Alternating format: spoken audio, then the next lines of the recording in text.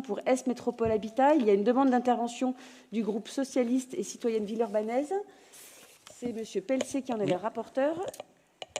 Oui, qui intervient. C'est moi qui interviens. Laisse, Madame la première adjointe, chers collègues, mesdames, messieurs, l'intervention vaudrait pour tous les rapports relatifs à la participation de la ville au financement du logement social.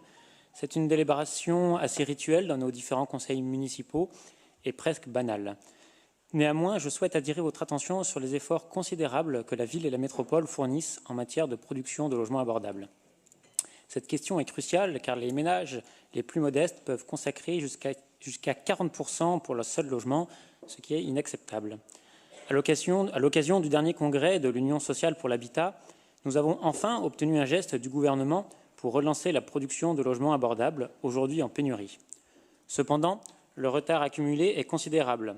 Seulement 412 000 ménages se sont vus attribuer un logement alors qu'1,5 million de foyers sont demandeurs d'un logement social.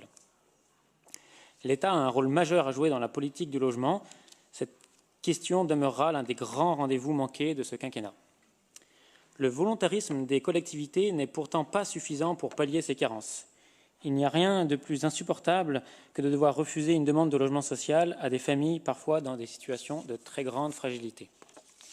Le projet de l'autre soi met l'habitat abordable au cœur de son identité. Peu de villes ont le courage de bâtir ainsi des projets urbains et assument vouloir lutter frontalement contre la gentrification. Notre groupe votera naturellement ce rapport. Je vous remercie. Merci, Monsieur Pelcet, pour votre vigilance sur la politique du logement social. En effet, je ne sais pas si c'est l'échec, en tout cas, ça sera un point marquant de ce quinquennat qui s'achève. En effet, sur la mise en place de la réduction de loyer de solidarité sur les bailleurs sociaux, la conséquence, elle a été dramatique, désastreuse. D'une part, une moindre capacité des bailleurs sociaux à pouvoir investir et notamment à réhabiliter thermiquement des logements sociaux. Et on le voit à l'heure où le prix de l'énergie explose, la précarité énergétique qui va s'accroître chez les locataires du parc social dont les logements n'ont pu être réhabilités. Et puis la deuxième conséquence, vous l'avez noté, c'est un déficit de construction de logements sociaux avec des capacités des fonds propres en diminution pour les bailleurs sociaux.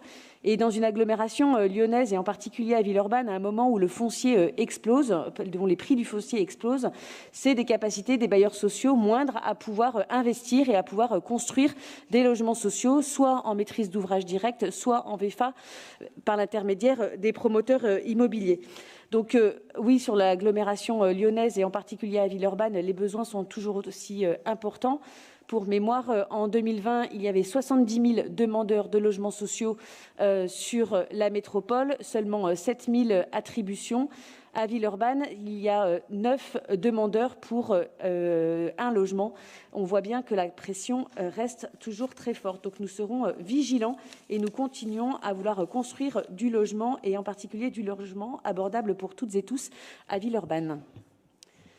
Je mets ce rapport au vote. Qui s'abstient? Qui vote contre? Il est approuvé.